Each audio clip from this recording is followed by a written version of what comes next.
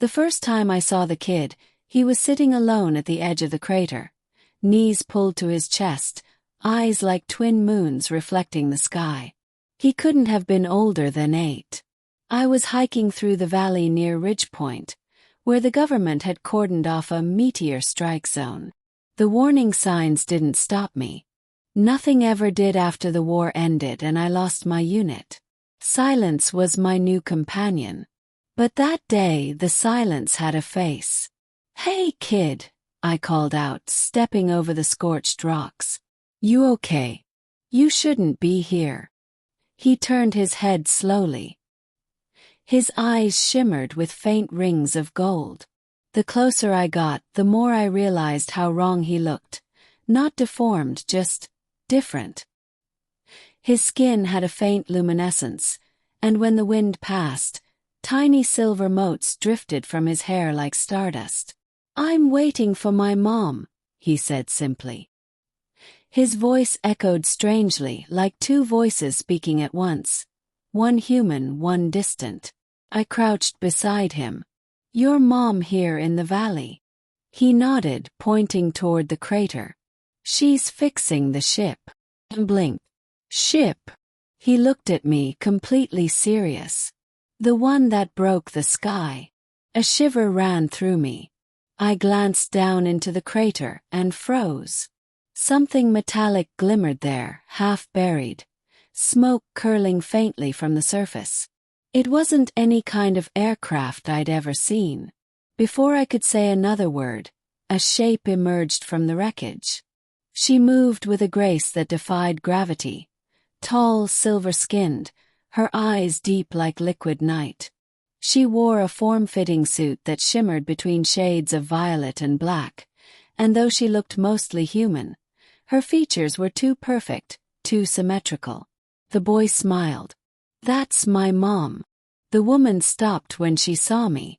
Her gaze softened, though her body stayed alert, ready, like a soldier who never stopped fighting. "Human," she said, her accent melodic, her voice low. "You should not be here." I raised my hands. "Didn't mean to intrude. I just saw your kid alone and—" "Cale should not have wandered," she interrupted, though not unkindly. Then she sighed, almost human. "Still, thank you." I didn't know what to say. My heart pounded with the realization that I was standing before a living, breathing alien, something that should have been impossible. The boy tugged her sleeve. "Mom, he's nice. He helped me." She looked at me again, something unreadable passing through her expression. "Perhaps," she murmured. "Perhaps he is." Over the next few days, I found myself returning to the crater, against all logic. Each time I brought something: water, food, tools. She accepted my help reluctantly at first, then gradually with something resembling trust. Her name was Aelara. Her ship had malfunctioned entering Earth's atmosphere.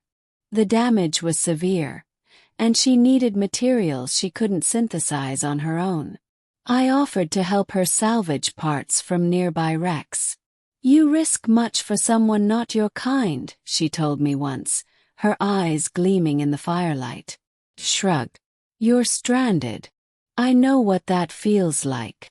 "Stranded?" she asked. "Yeah," I said quietly. "War leaves people stranded too." She studied me, her gaze softening. "You have seen loss. I've lived it." Cale, her son, had grown fond of me. He followed me around like a shadow, asking questions about Earth, trees, cars, chocolate. He laughed easily, and somehow, his laughter healed a part of me I didn't know was broken. One evening, as the sun bled orange across the horizon, I sat beside their small camp. Cale was stacking stones while Aelara repaired a damaged panel. Then the kid looked up at me with those strange golden eyes and said, "My mom wants to marry you, man." I froze mid-breath. "What?" Aelara's hand jerked, the tool sparking. "Cale," she hissed. He grinned mischievously. "You said you like him." I could feel my face turning red. What Aelara straightened slowly, her expression unreadable, though a faint glow touched her cheeks. Or maybe it was just the reflection of the fire. Children misinterpret, she said evenly. He hears things he shouldn't. Kale giggled and ran off to chase fireflies. For a moment silence hung between us. Then Aelara said softly, "He has never seen a human before. You confuse him." "Confuse him how?" "You act with kindness but expect nothing. That is rare." She hesitated, eyes flickering. "On my world, bonds are not easily formed. They are chosen for survival, not feeling." I looked at her then, really looked. Beneath the silver light of her skin and the calm in her voice, I saw exhaustion, loneliness. "Maybe you need a little of both," I said quietly. 2 nights later the sky turned red. I was helping Aelara adjust the power core when a shriek split the air. A fleet, sleek, black alien descended from the clouds. Aelara's expression hardened instantly. "They found me." "Who?" I demanded. "My pursuers. My kind." She grabbed Kale's hand. "They want him. He carries something they fear, our future."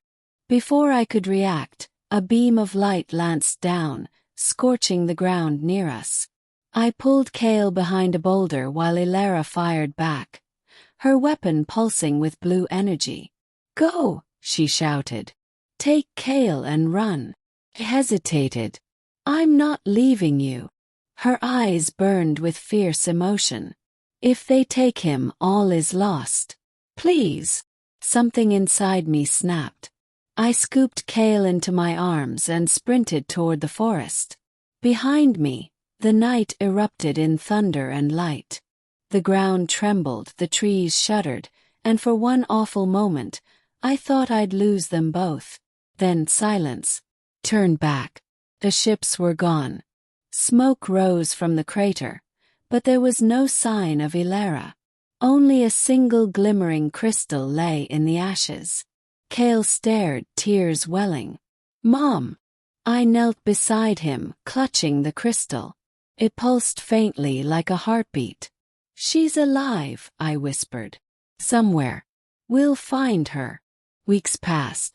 I hid Kale in a remote cabin deep in the woods, away from radar and patrols. He learned quickly how to fish, how to read, how to smile again.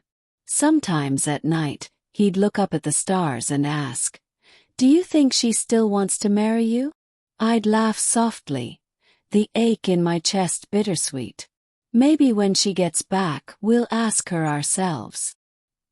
He smiled, eyes gleaming gold in the firelight. "She will. I know it." And somehow I believed him. Because somewhere beyond the stars I knew Aelara was fighting her way back. Not just for her son but maybe, for me too.